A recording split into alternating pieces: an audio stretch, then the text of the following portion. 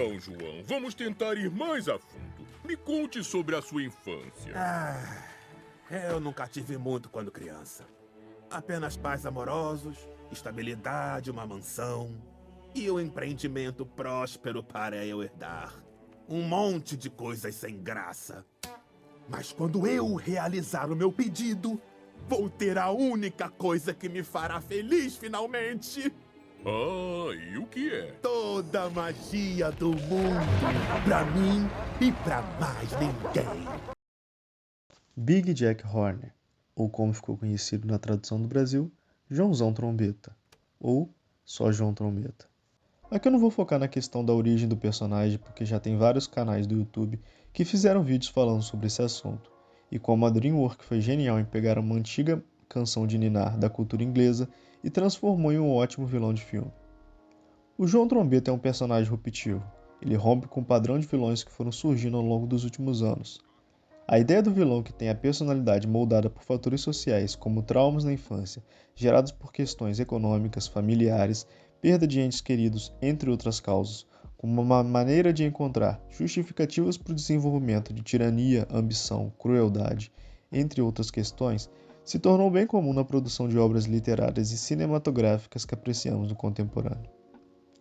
Esse aprofundamento na história de personagens mostra como a complexidade do ser humano funciona, assim como é capaz de construir um sentimento de empatia do público por esses vilões, fazendo com que torçam para um progresso no qual esses personagens aprendam e reflitam eticamente sobre seus atos, se tornando pessoas melhores. Como consequência de tudo isso, recentemente têm surgido vários filmes ou séries, como a série do Pacificador, onde desenvolvem um anti-herói fazendo com que ele se torne cada vez mais um herói, ou até saltos maiores, como na série do Loki, onde se a gente comparar o personagem na primeira aparição no filme dos Vingadores, no qual ele era um vilão, e compare com o último episódio da série, teve toda uma jornada de desenvolvimento até o arco da redenção.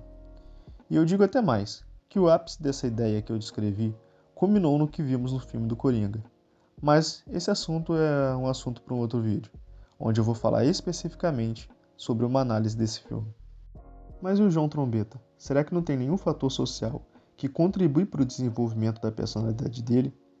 Se observarmos o filme, a motivação que acabou fazendo ele se tornar um vilão é causada pelo sentimento de rejeição que ele sentiu ao perder os holofotes para personagens como Pinóquio e acabar sendo esquecido. Mas a questão é que, se aprofundarmos na história do personagem de acordo com o conto, a crítica é voltada exatamente por ele ser o filho mimado do padeiro. Sempre pôde ter tudo o que quis e na hora que quis, e provavelmente no contexto da vida dele, ele sempre foi o centro das atenções, e perder os holofotes assim, a ponto de ser esquecido, dá para perceber que gera um conflito nele e uma raiva. Então a gente percebe que a questão social também molda a personalidade dele. A diferença é que o trauma dele não é gerado por algo horrível que fizeram com ele, mas sim pelo próprio sentimento que ele nutriu, causado pelo egocentrismo, que desde novo é uma característica do personagem, que inclusive é o primeiro sintoma identificado nele. Voltando àquilo que eu falei sobre desenvolvimento de personalidade, com João Trombeta a gente pode esquecer isso, exatamente por causa de um sintoma que, como consequência, gera todos os outros que vão ser analisados nesse vídeo. E aqui eu falo de consciência genuína. E o que seria essa consciência genuína? Em um vídeo aqui do canal, eu falei sobre a definição de consciência, que inclusive é um conceito amplo e que cada autor de diversas áreas da psicologia e também da psiquiatria trazem suas definições sobre o assunto. Mas no livro Mentes Perigosas, da Ana Beatriz Barbosa Silva, ela traz uma definição de consciência chamada consciência genuína. Só que a Ana Beatriz Barbosa, ela traz essa definição de consciência, ignorando todo o processo de interpretação e de reflexão que a consciência é capaz de fazer. Ela não considera esses processos como processos conscientes. Para ela, ela reduz a consciência a um sentimento, a uma emoção.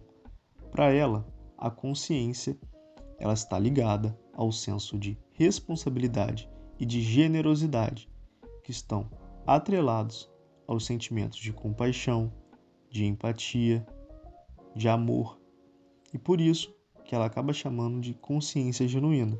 Eu não gosto dessa definição de consciência, inclusive eu prefiro a definição junguiana sobre consciência, entendendo a consciência como um campo que é a capacidade de estar atento, de observar as coisas ao redor, de interpretar, de filtrar informações, tanto informações internas ao organismo, quanto as informações do mundo externo. Eu prefiro muito mais essa definição junguiana do que a definição da Ana Beatriz Barbosa. Essa definição que ela traz sobre consciência, eu gosto de entender não como uma consciência total, mas sim como uma parte da consciência, a parte da consciência responsável exatamente por essas questões que ela citou, como o senso de responsabilidade e generosidade.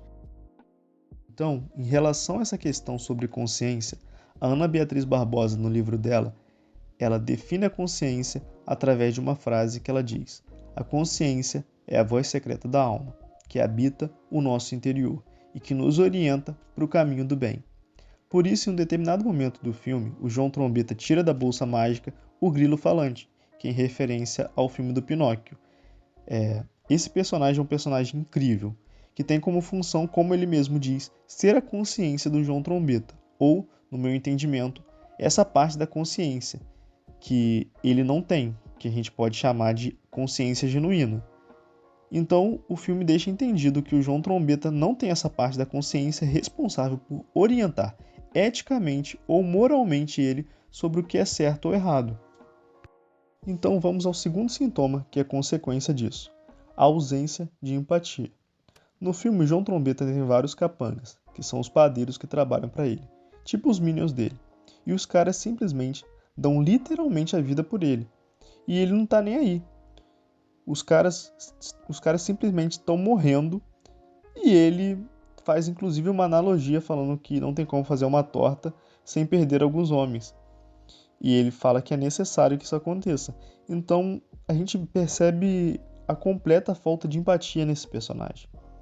O segundo sintoma é a necessidade de excitação. A gente percebe que ele gosta de adrenalina.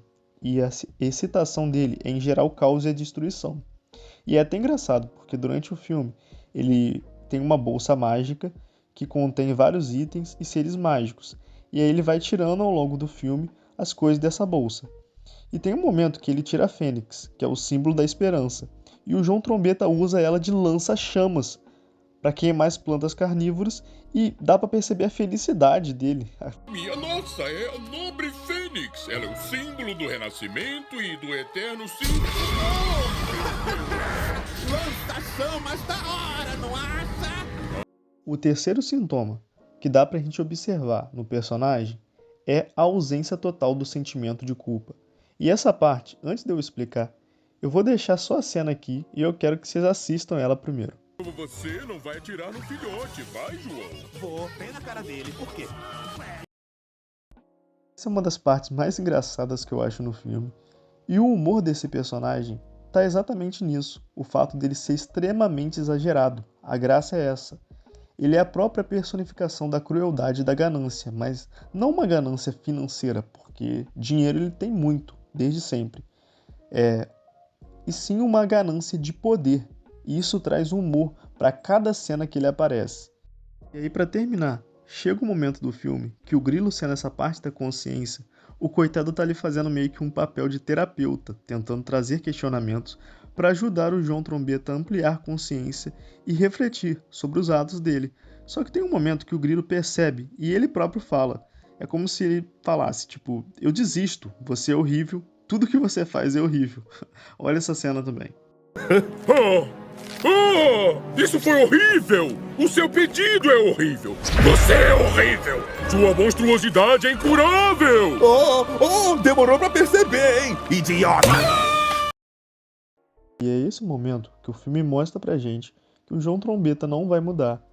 Ele não vai ter todo aquele arco de desenvolvimento que muitas pessoas esperam que ele ou personagens como ele tenham. Ele é um vilão e ponto. E inclusive eu vejo isso como uma crítica. O filme mostrando pra gente que nada justifica as ações dele, dando um tapa na cara de quem busca justificativas para atos horríveis. Bom, galera, é isso. Obrigado por quem assistiu até o final. Quem gostou do vídeo, compartilha, se inscreve no canal e deixa o like para me motivar a produzir mais vídeos assim.